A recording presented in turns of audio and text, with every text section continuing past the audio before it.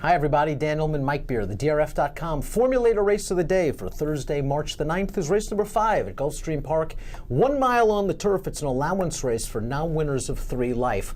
Let's take a look at the field, and remember everybody, head on over to the Race of the Day event page on DRF.com, download those free Formulator past performances, and handicap along with us in post-position order. And the number 1 is Arcature, now with Chad Brown, a stakes winner last year in Southern California, but his subsequent 3 starts, not so great. No, against better horses, though. I guess he's the horse to beat. I'm not so sure that he's actually, I know he's won a stakes horse. I'm not sure that he's actually a real stakes horse for Chad, but it's hard to argue with the spot he's found for him here. He found a really nice spot. This is a horse that didn't have a ton of speed in Southern California. He was able to win the Singletary 4 starts back in a relatively short field without much pace. It'll be interesting to see how Javier rides this horse.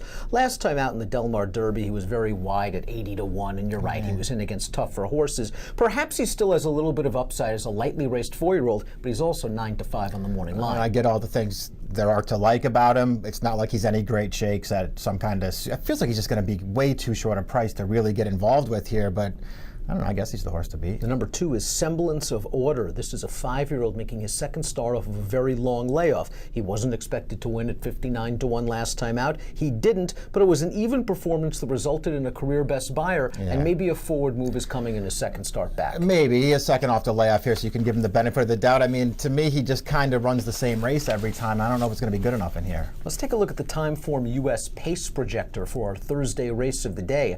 And as you see, the number 3, Unbridled Outlaw, looks to be able to make the pace in here. An Unbridled Outlaw was a gate-to-wire winner on dirt, 3 starts back at Churchill Downs. And last time out, his turf debut, this older half-brother to Jay Boyzeko pressed the pace. It was kind of a one-paced effort in the stretch, however, but maybe with that kind of setup, he's got a big shot. I guess, yeah, maybe does. I'd be surprised if he just got loose on the lead in here. I don't think, it's not like this is a race that has no other speed in it, but we'll see. Maybe he does.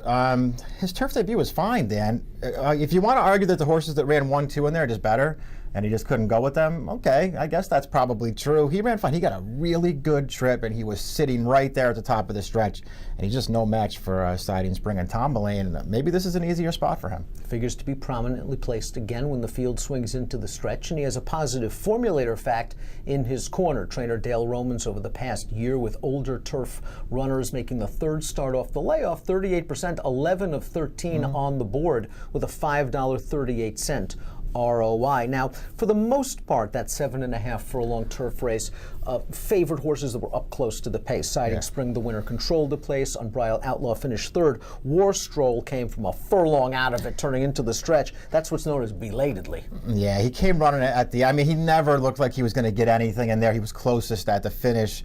I'm not sure why he was so far back, and I'm not sure why he was so far back 2 starts back either. I mean, it's a horse who used to have a little bit of speed, and now it seems like he doesn't have any. I know, I think his turf form is fine. I think he's a contender in this race. I guess it all comes down to price. 3rd start back now for the 4, War Stroll, and perhaps stretching out a half a furlong will help him. He is 4-1 on the morning line under Joel Rosario. The 5 Soluble, I think, is an interesting runner because he has shown the ability to be close to the pace in the past. 2 starts back, he was a gate-to-wire winner at Laurel, and then last time out, his first try-off of a long layoff in the same race that the 2 Semblance of Order was in, he ran quite well, and this is a horse that has some races that if he can get back to that race at Belmont on June the 9th, he can be a strong contender. Yeah, I agree with all that stuff. And he started out his career in Europe, as a matter of fact, as a horse they thought pretty highly of over there. And obviously things didn't work out great for him.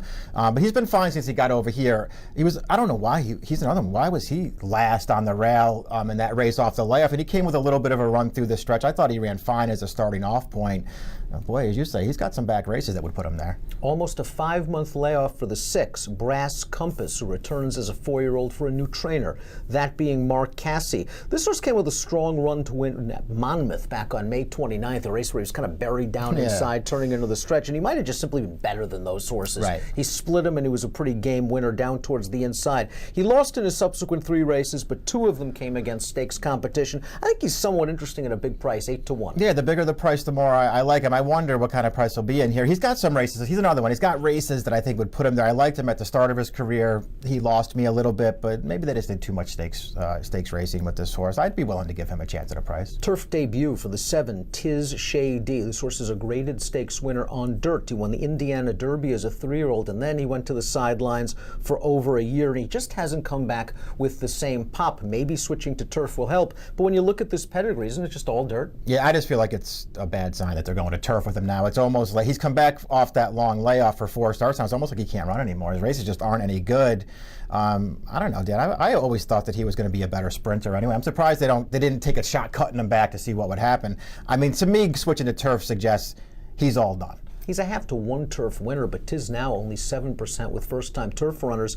And Tiz Shady's a 0.5-to-AP Indian, and it's all relevant. Dirt horses and dirt sprinters. Maybe eventually he does get the comeback. The 8 is a czar for Todd Pletcher, John Velasquez. This horse returned off a long layoff most recently, didn't do much running. No. The problem I have with the czar is that he just hasn't gotten much better since when he was a graded stakes winner as a 2-year-old. Yeah, he never really did take that step forward, but his races were fine last year. I almost feel like he's one of those horses, Dan, he's an allowance horse. This is probably the right kind of race. They did way too much stakes racing with him last year, I thought. He's second off the layoff for Pletcher. He's 10-to-1 on the morning line. I mean, to me, if he's going to be 10-to-1, I'm going to wind up using him somewhere. Let's take a look at our top selections for race number 5 at Gulfstream Park. A pretty unappetizing race for me.